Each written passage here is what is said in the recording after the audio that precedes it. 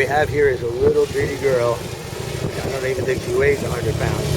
She's used to riding the Triumph 333, which is about a 500-pound bike. Now she's on a 900-pound bike, learning the techniques. She has no fear of cleaning the bike, that's good. Like many riders, she tends to, right in the middle of the turn, the U-turn, straighten the bike just a little bit. That's her instinct saying, well, you might be leaning too far, straighten it a little. So as you're practicing, watch out for that. It's a good idea to have somebody videotaping you so you can look for that.